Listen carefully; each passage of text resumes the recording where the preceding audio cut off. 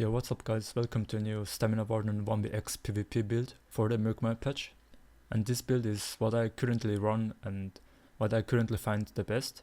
I will do an updated video as soon as I find a better setup that works better for 1vxing. But this setup is still a pretty solid setup and it works great in 1vxing. And let's get right into the gear. So I'm still running Bloodspawn Head and Shoulders and Fury Body, 6 heavy, 1 medium, everything impen, and 2 tricep glyphs on big pieces.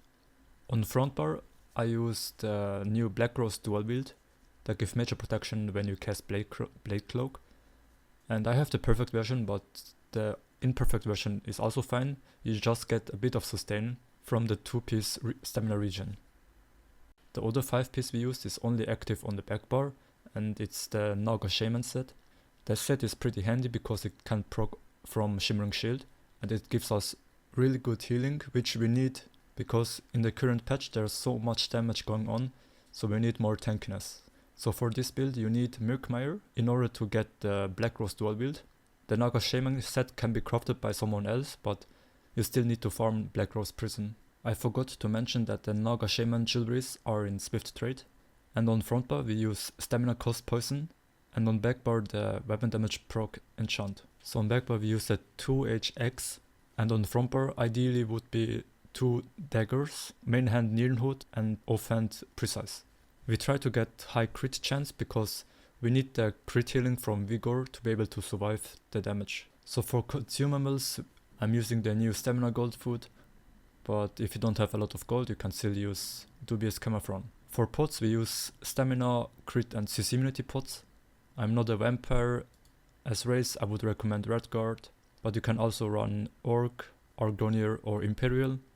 Also good races, you just trade sustain for other stats like tankiness, but they have all similar damage. I'm recommending the Serpent Mundus because the dual wield 2H setup is really cost intensive, so higher stamina regen is recommended.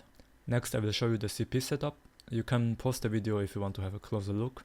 One important note is that I'm using the Tactician passive, so that means if you try to do an offensive burst, you should always dodge roll, so the enemy gets off balance, then you get 10% increased damage on them. As well as if you heavy attack an off balance enemy, you get double their resource back, so you have higher sustain as well. So we use the following skills: first Blade Cloak, Bird of Prey, Spin to Win, Subterrane, and Vigor on the front bar with the Dawnbreaker as ult. On the back bar we use Ice Fortress, Netch, Forward Momentum, Shimmering Shield, Leeching Vines, and the 3 ultimate as your defensive ult on back bar. So at the end I want to talk about how to play this build. Like any other build, you try to keep up your buffs. For example, on this build it's Ice Fortress, your Netch, Leeching Vines, and cast Shimmering Shield around every 6 seconds because of the new Naga Shaman set that gives you increased healing for only 6 seconds. Use Vigor around every 5 seconds. And the new thing is that we don't need to cast Bird of Prey anymore before Offensiv Roation.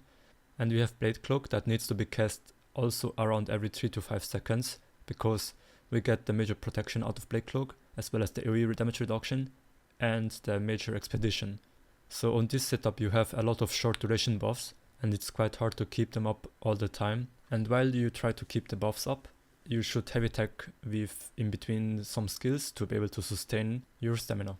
So that's your defensive rotation, and if you try to do an offensive rotation when you have your ult ready, you do a subterrane into a back bar lead attack, into a front bar Vigor or a dodge roll, into a Dawnbreaker and Spin to Win to finish them off.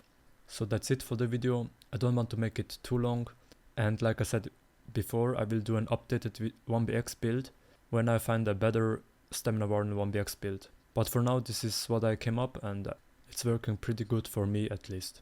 So before I end this video I want to say that you can join my Discord, the link is down below. I will keep you updated on what I'm testing and you can ask me questions directly there regarding builds or PvP in general. So thanks for watching and see you next time.